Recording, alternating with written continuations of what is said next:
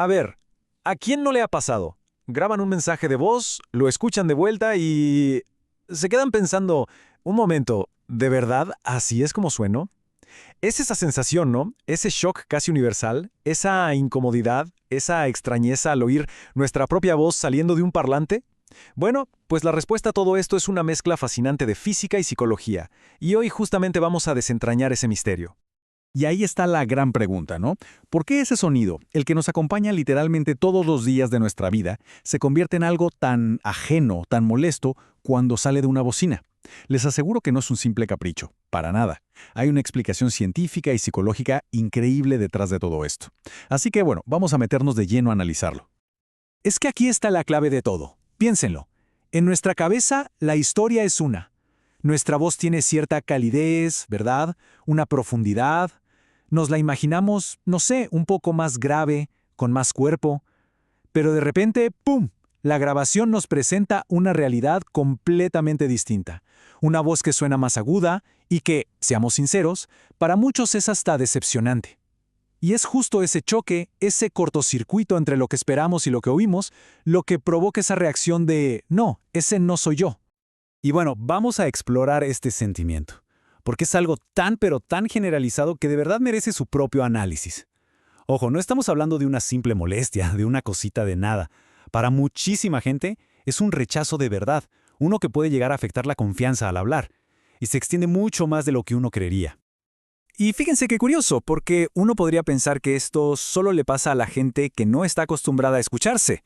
Pero no, incluso profesionales, gente que vive de su voz, como muchísimos creadores de contenido, a veces prefieren no usarla, así como lo oyen. Contratan a narradores o hasta usan voces de inteligencia artificial solo para no tener que enfrentarse a su propia voz grabada. O sea, para que vean hasta dónde llega el asunto. Ok, para entender por qué sentimos ese rechazo, primero tenemos que ir a la base de todo, a la mecánica. La raíz del problema está ni más ni menos que en la física, específicamente en cómo viaja el sonido desde nuestras cuerdas vocales hasta el cerebro. Y aquí viene lo bueno. Resulta que no hay una sola ruta, sino dos. Y este es el punto crucial. Atención aquí. Cada vez que hablamos, el sonido está llegando a nuestro cerebro por dos caminos distintos, y al mismo tiempo. Una ruta es la que todos conocemos, la externa, a través del aire, pero la otra es interna, a través de los huesos de nuestro cráneo. Y esa dualidad, esa doble señal, es la clave de todo este misterio. A ver, vamos a desglosarlo para que quede súper claro. Por un lado tenemos la conducción aérea, o sea, el sonido que sale de nuestra boca viaja por el aire y llega a los oídos. Así es como nos escucha todo el mundo, y es lo que graba un micrófono. Pero, al mismo tiempo, está pasando otra cosa por dentro, la conducción ósea. Las vibraciones de nuestras cuerdas vocales también viajan por los huesos del cráneo y llegan directito al oído interno. Este camino secreto, el interno, le añade unos tonos graves, una resonancia que nadie más puede escuchar. Es un sonido exclusivo para nosotros. Entonces, ¿cuál es nuestra voz real, entre comillas? Pues es la que escuchan los demás, la que capta cualquier grabación. Es básicamente el sonido que viaja solo por el aire, sin toda esa resonancia extra que le meten nuestros huesos. Y claro, como le faltan esas frecuencias bajas, ese cuerpo que le da el cráneo, pues casi siempre va a sonar más aguda de lo que nosotros creemos. Bien, la parte de la física ya la tenemos. Ahora sabemos por qué la voz grabada suena diferente. Pero, un momento, eso todavía no explica el rechazo, ese sentimiento visceral. Para entender eso, tenemos que cambiar de cancha. Dejamos la física y nos metemos de lleno en la psicología, en cómo funciona nuestra mente. Y esta es la pregunta del millón, ¿no? Si esa versión más aguda de nuestra voz es como nos escucha el resto del mundo, ¿por qué la odiamos tanto? O sea, ¿no deberíamos ya estar acostumbrados por la forma en que la gente reacciona a nosotros? Pues no, y la respuesta está en un truco que nos juega la mente, en un sesgo cognitivo muy curioso. Esto se conoce como el efecto de exposición. A veces también le dicen principio de familiaridad. Es un fenómeno psicológico súper documentado que dice algo muy simple. A los seres humanos nos empieza a gustar más algo simplemente porque lo vemos o lo oímos mucho. Nos gusta lo que nos resulta familiar. Pasa con una canción que al principio no te gusta y luego la amas, con un rostro y por supuesto con un sonido. Y ¡boom! Aquí es donde todo encaja. Piensen, durante toda nuestra vida, cada vez que abrimos la boca para hablar, hemos estado escuchando esa versión mezclada, la de aire más la de los huesos. Esa es nuestra voz de toda la vida, la que nos es familiar.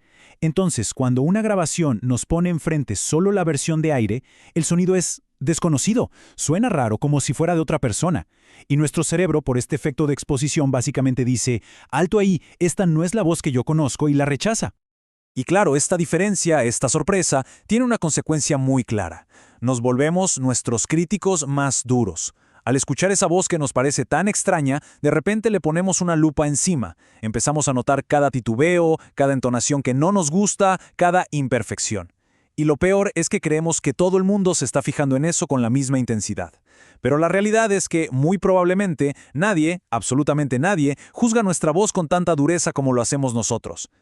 Pero a ver, no todo está perdido, para nada. Aquí vienen las buenas noticias. Esto no es una sentencia para siempre. Así como el cerebro se acostumbró a nuestra voz interna, también se puede acostumbrar a la voz real. Todo es cuestión de entrenamiento y un poquito de aceptación. Y la mejor prueba de que esto se puede superar la tenemos en la gente que literalmente vive de su voz. Pensemos en locutores, cantantes, actores de doblaje. No crean que ellos nacieron amando su voz grabada. ¿Qué va? Ellos sintieron exactamente el mismo rechazo al principio. La única diferencia es que su trabajo dependía de ello, así que tuvieron que enfrentarlo, trabajarlo y superarlo. Y se preguntarán, ¿cómo lo logran? Bueno, básicamente siguen un proceso como este. Número 1, exposición, exposición y más exposición. Se graban y se escuchan una y otra vez. Pero ojo, no para criticarse, sino para que el cerebro se acostumbre, para que ese sonido deje de ser extraño.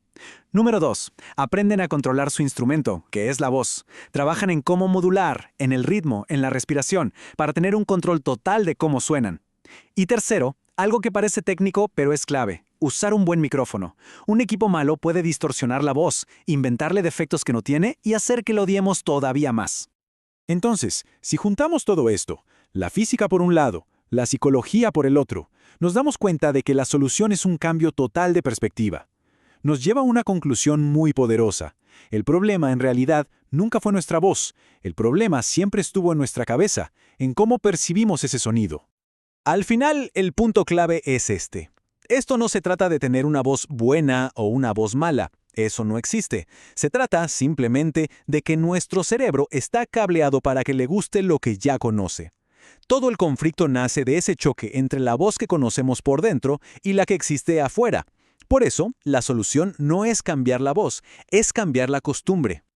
Y cerramos con esta idea. Con un poco de tiempo y exposición, esa voz que hoy nos suena tan extraña puede empezar a sonar simplemente a nosotros mismos. Es un camino que va del rechazo a la aceptación y de ahí al control. Y quién sabe, quizás en ese proceso uno descubre que no solo no hay nada que odiar en esa voz, sino que hasta hay razones para sentirse orgulloso de ese sonido, que es único y que es el que nos representa ante el mundo.